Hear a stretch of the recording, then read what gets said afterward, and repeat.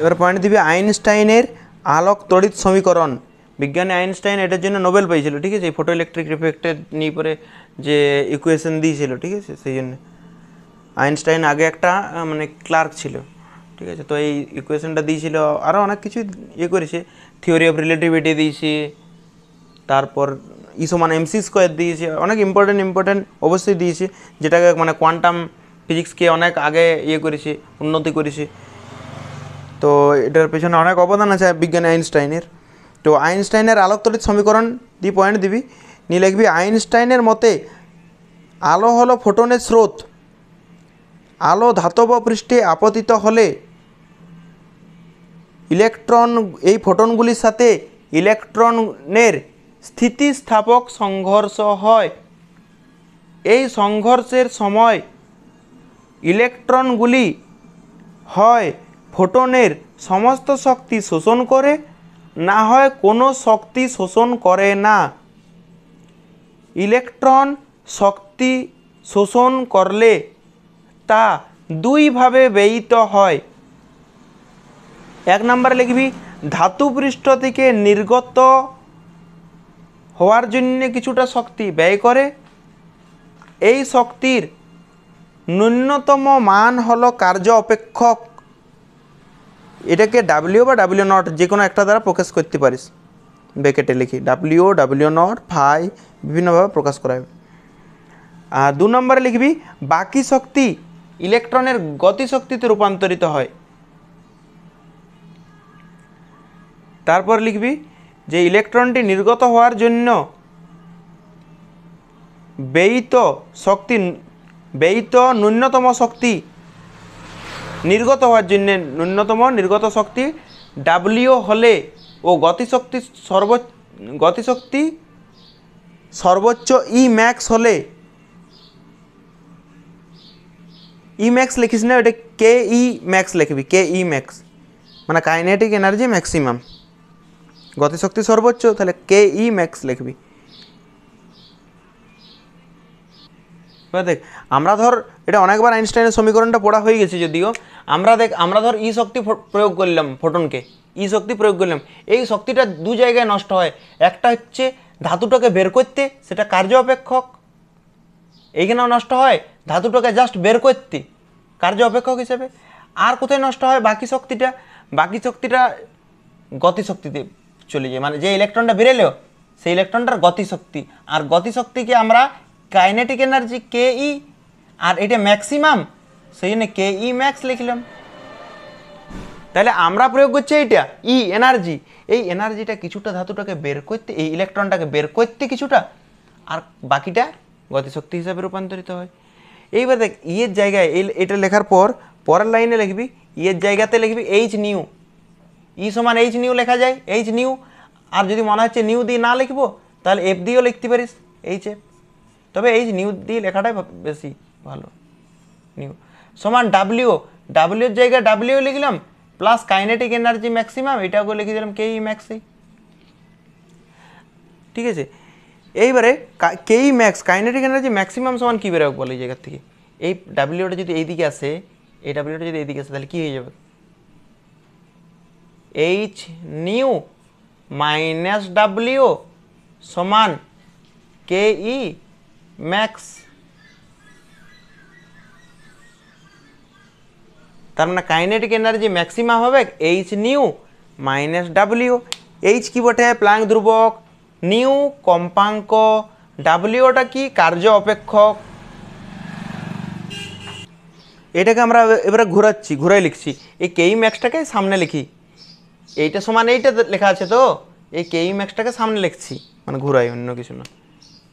কে ই max সমান H nu minus W, এইটাকে ঘুরাই লিখলাম এইভাবে, অন্য কিছু করিনি।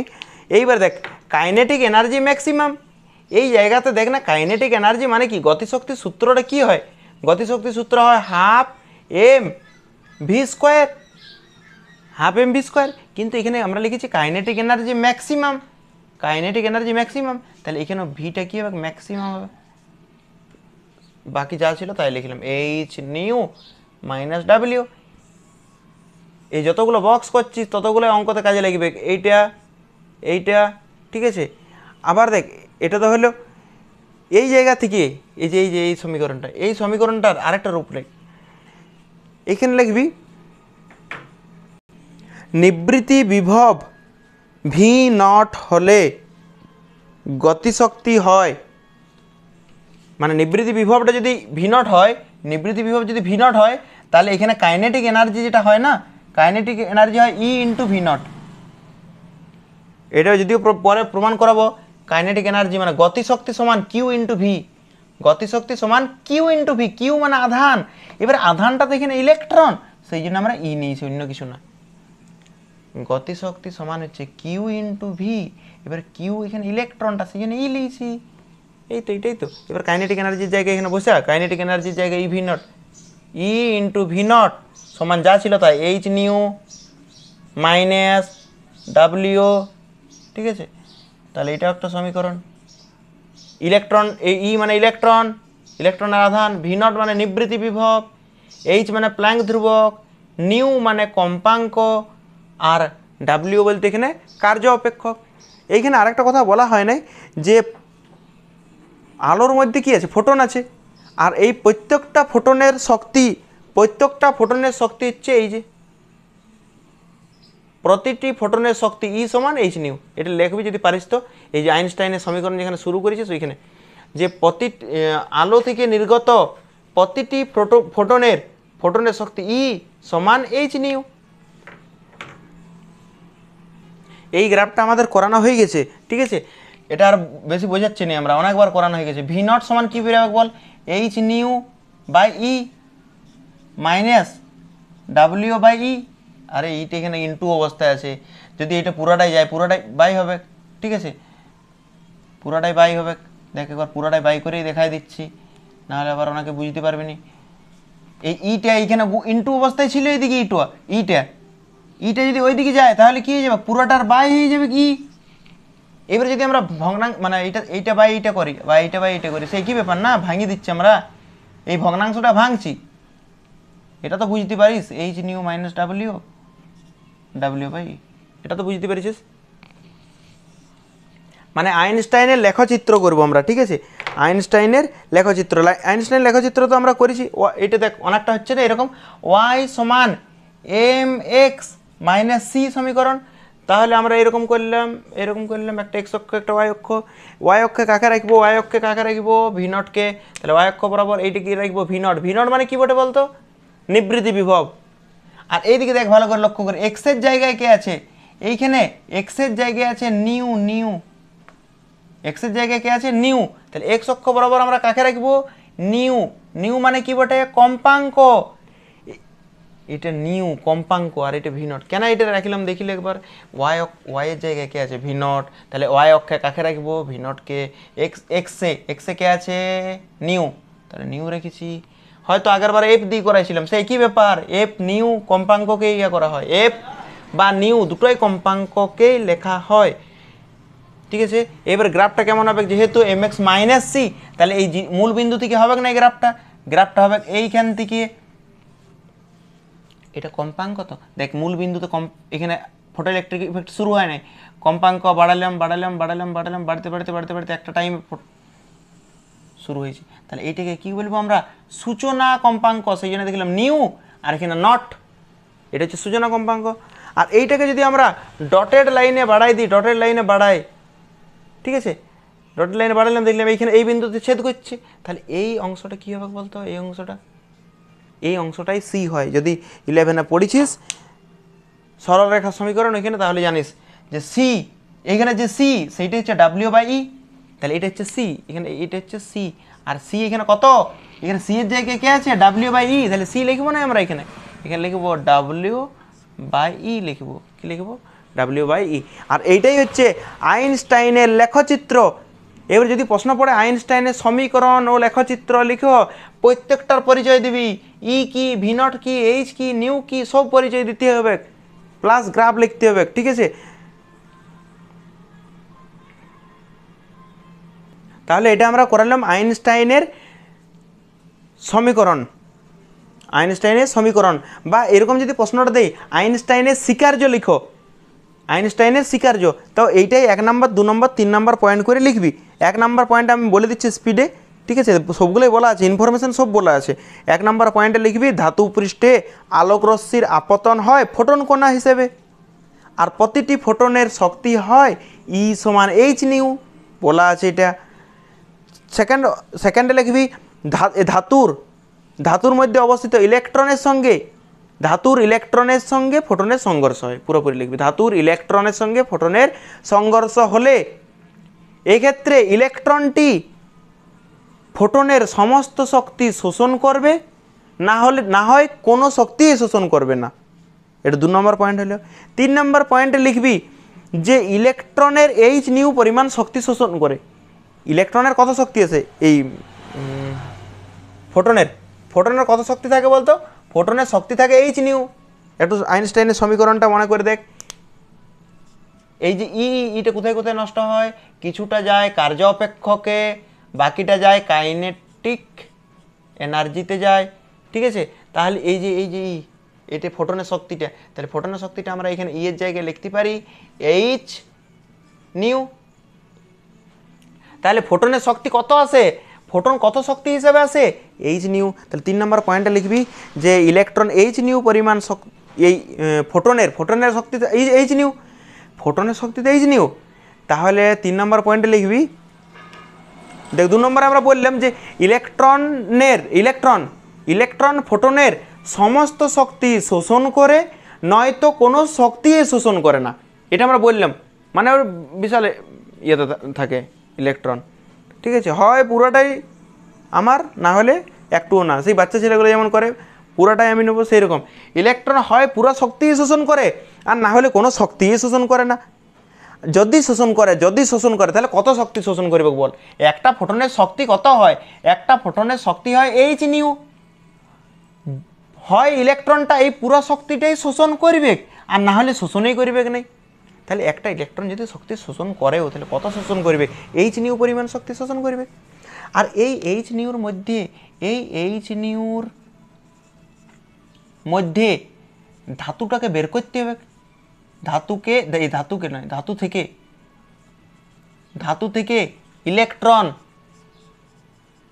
নির্গত করতে ডাব্লিউ শক্তি শেষ হয়।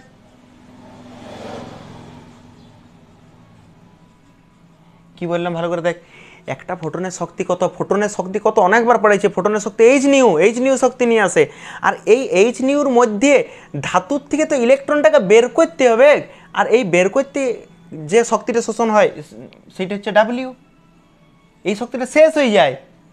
আরে ফোটনটা এইচ নিউ পরিমাণ শক্তি নিয়ে আইলেও, ধর এখানে একটা ধাতু আছে, এই যে ফোটনটা পড়ছে, ফোটনটা কত শক্তি নিয়ে পড়ছে? এইচ নিউ নিয়ে পড়লেও, এইবারে এইখানে যে ইলেকট্রনটা আছে, এই ইলেকট্রনটাকে বের করতে কিছুটা শক্তি শেষ হলো। কতটা শক্তি শেষ হলো? এই যে ডাব্লিউ শক্তি শেষ হলো।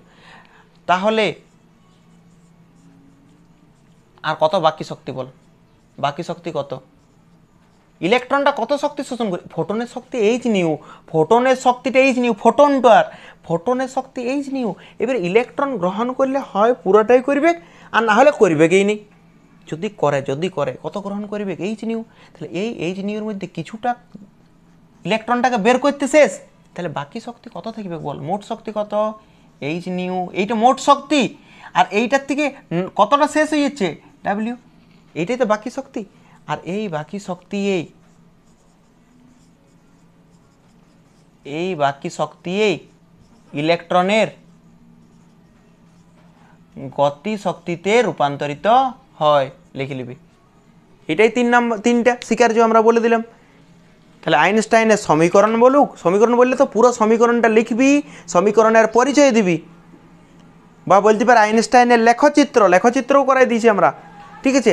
আর এই প্রশ্নটা যদি বলে যে আইনস্টাইনের স্বীকার্য স্বীকার্য লাস্টে 3টা আমরা বলে দিলাম। শুনে লিখবি, ঠিক আছে, শুনে নোটস বানাবি, ভালো করে বুঝবি, তাহলে এটাতে আরও ভালো হবে। এবার লিখবি আইনস্টাইনের সমীকরণের সাহায্যে আলোক তড়িৎ ক্রিয়ার ব্যাখ্যা দাও।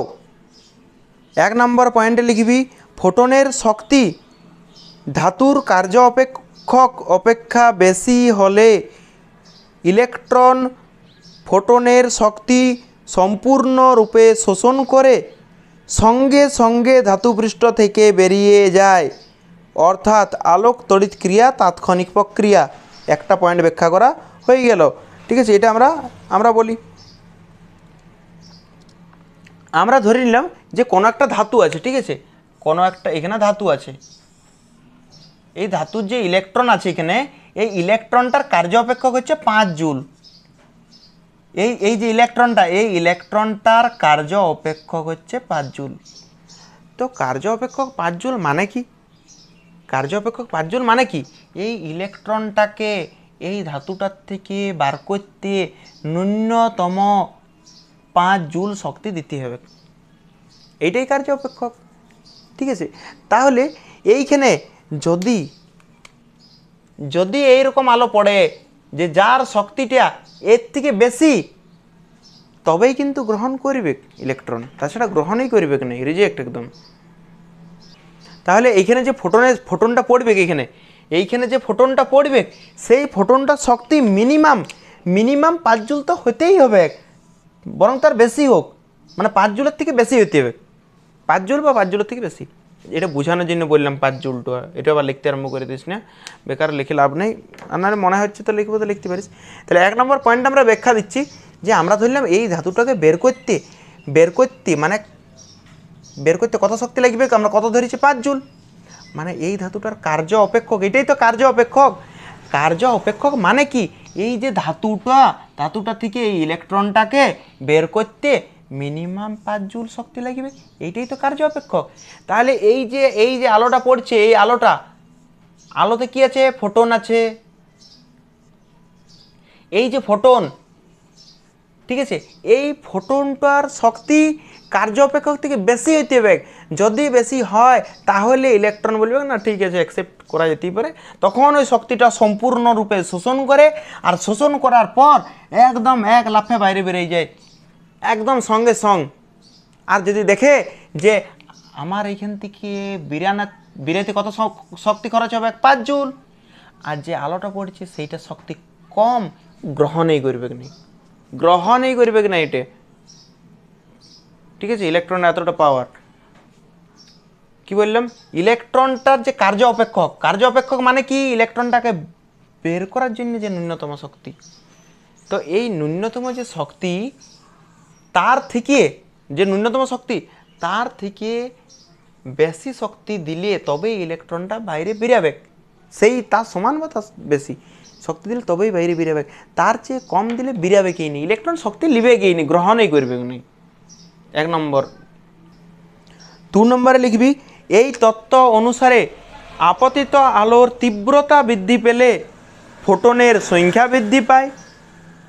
তাহলে অনেক বৃদ্ধি পায়, নিয়ে লিখবি ফলে অনেক বেশি ইলেকট্রন ফোটনের শক্তি শোষণ করে ধাতব পৃষ্ঠ থেকে বেরিয়ে আসে, ফলে আলোক তড়িৎ প্রবাহ মাত্রা বৃদ্ধি পায়। এটা তো আমাদের বলা হয়ে গেছে, অনেকবার বলেছি।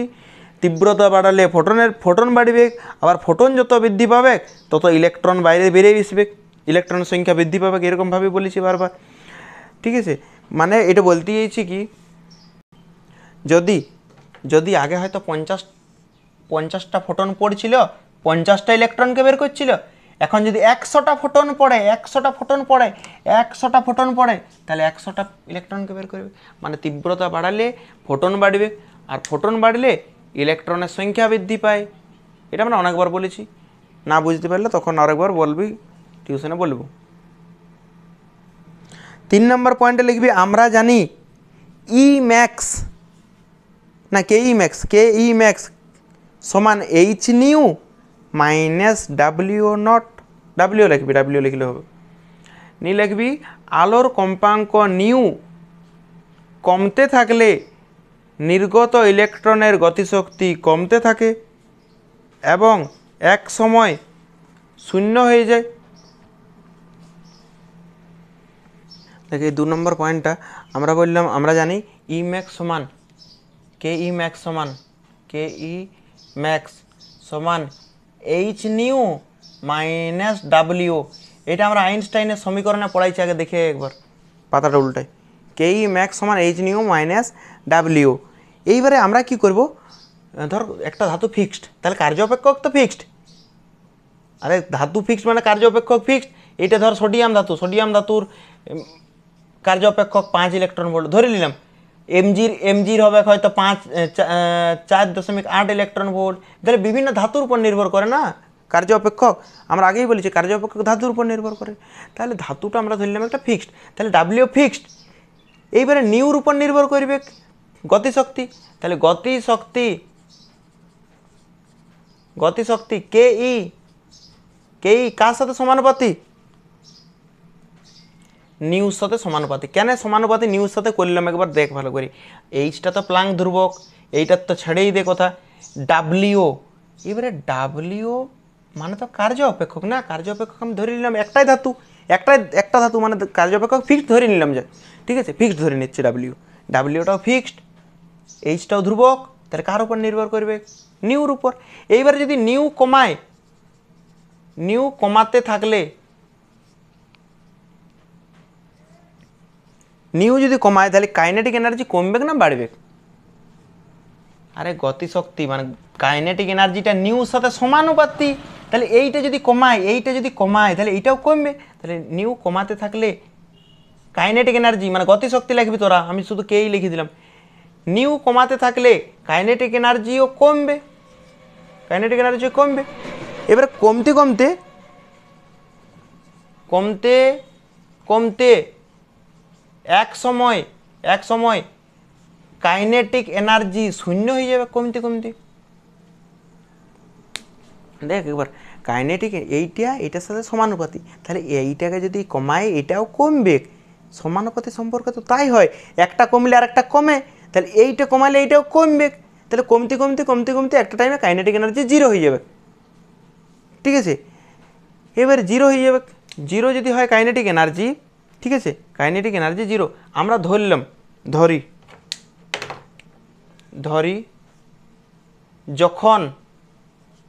যখন নিউ সমান নিউ নট,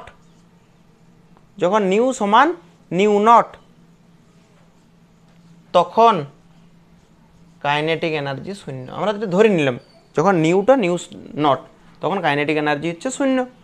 তাহলে এবারে এই মানটা পুরোটাতে এইটাতে বসে, এই সমীকরণটাতে বসে কাইনেটিক এনার্জি কি আছে, কাইনেটিক এনার্জি কেই ম্যাক্স, এই যে কাইনেটিক এনার্জি কত, জিরো। তাহলে জিরো বসালাম, তারপর সমান আছে, সমান দিলাম, তারপর আছে এইচ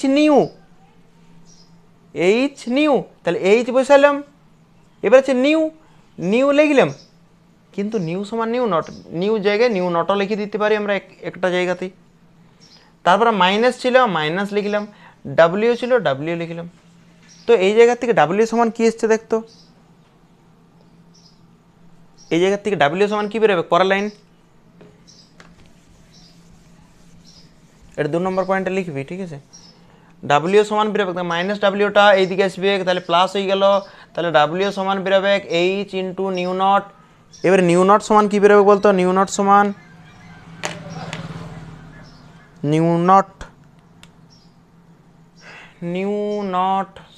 বেরোবে ডাব্লিউ বাই এইচ,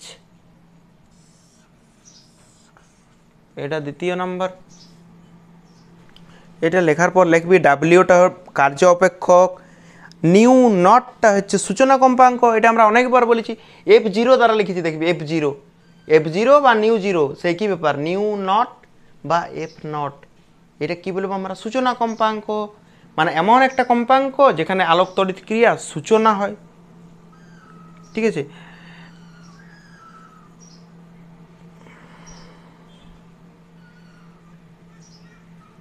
তাহলে আমরা পড়লাম যে নিউকে যদি কমাতে থাকি, দেখ এখানে লেখা আছে নিউ কমাতে থাকলে কাইনেটিক এনার্জি কমবে, তাহলে নিউ কমাই যাব কাইনেটিক এনার্জি কমে যাবে।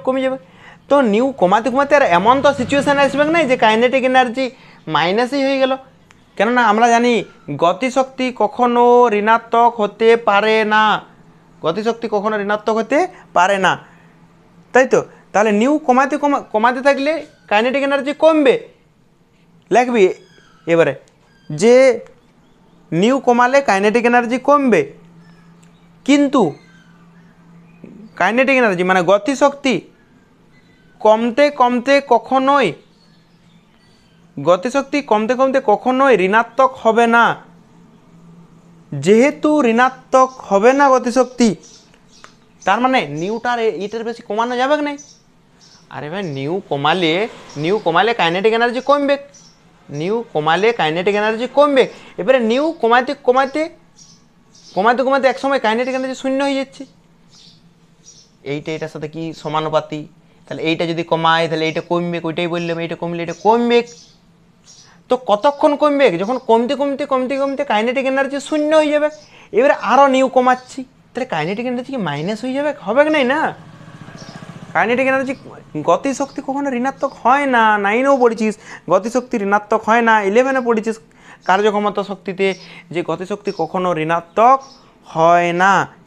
যেহেতু গতিশক্তি ঋণাত্মক হয় না, মানে এই নিউটা কমাতে নিউ সমান যখন নিউ নট হয়ে গেছে, ভালো করে দেখ, নিউটা কমাতে নিউ নট হয়ে গেছে, তখন কাইনেটিক এনার্জি শূন্য।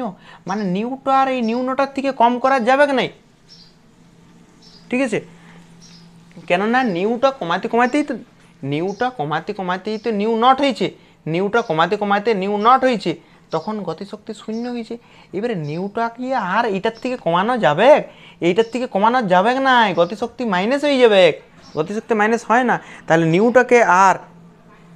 নিউটাকে আর কমানো যাবে না, মানে নিউ নটার থেকে কমানো যাবে না। তো এবারে লিখবি যতদূর বললাম যে কমাতে কাইনেটিক এনার্জি কমবে, কিন্তু কাইনেটিক এনার্জি গতিশক্তি কখনো ঋণাত্মক হতে পারে না।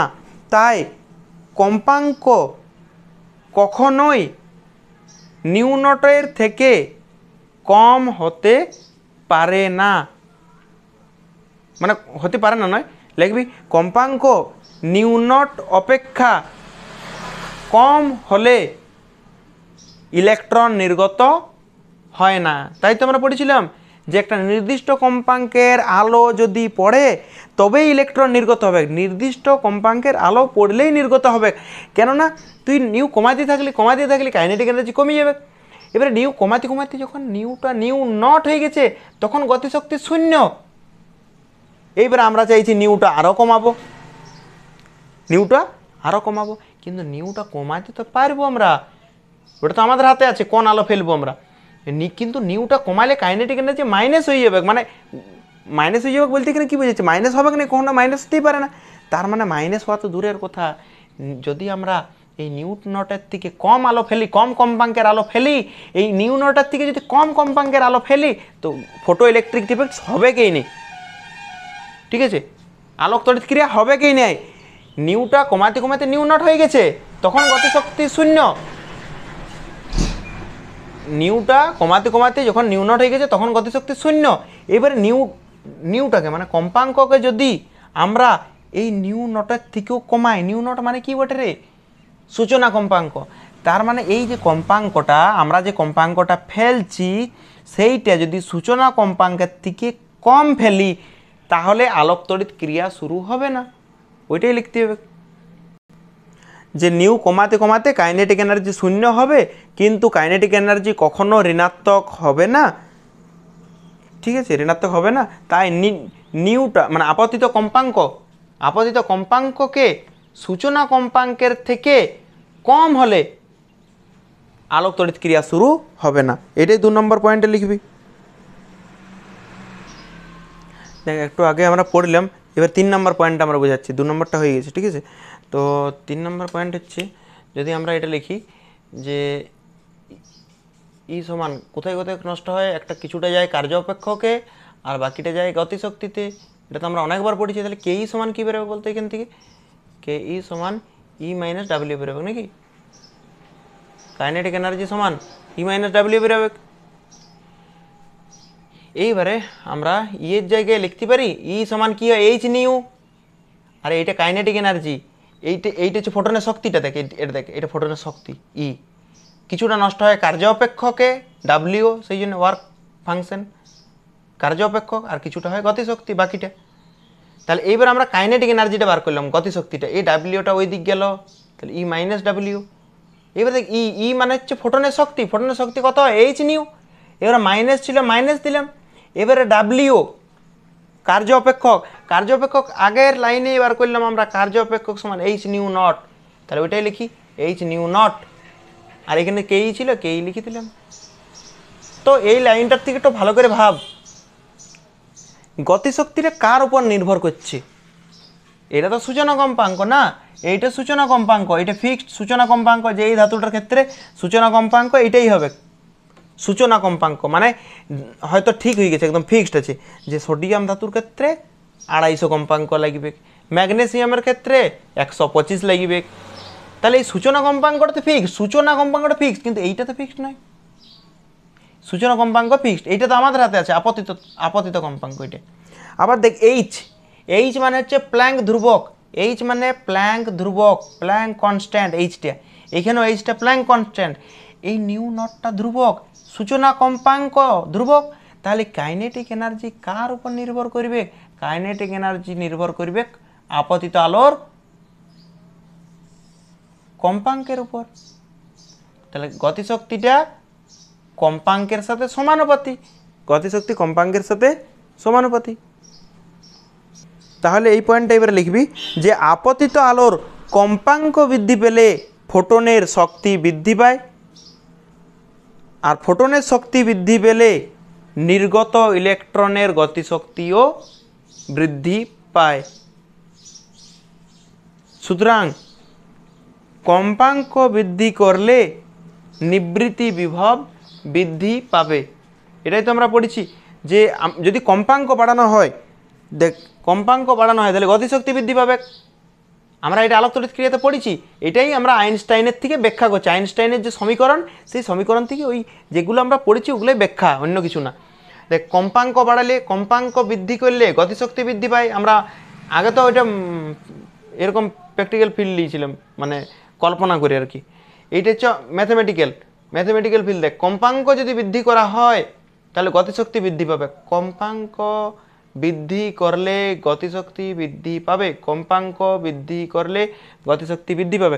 আর যত স্পিড গতিশক্তি বেশি, দেখ আগে পড়াইছি আমরা, যদি গতিশক্তি অনেক বেশি গতিশক্তি তাহলে ওকে আটকাতে হলে নিবৃত্তি বিভবটাকে বাড়াতে হবে। আরে ইলেকট্রনটার স্পিড বেশি, এই যে কম্পাঙ্ক বাড়ালে গতিশক্তি বাড়ে, তাহলে গতিশক্তি যদি বাড়ে তাহলে ওকে আটকাতে হবে, ওর অনেক বেশি গতিশক্তি, ওকে আটকাতে হবে। তাহলে ও স্টপিং পোটেনশিয়াল মানে স্টপ করতে হবে, স্টপিং পোটেনশিয়ালটাকেও বাড়াতে হবে। কেননা কম্পাঙ্ক বাড়ালে গতিশক্তি বাড়ে, আর গতিশক্তি বাড়ে মানে ওকে আটকাতে হলে স্টপিং পোটেনশিয়ালটাকেও বাড়াতে হবে। এটাই হলো আইনস্টাইনের সমীকরণের সাহায্যে আলোক তড়িৎ ক্রিয়ার ব্যাখ্যা।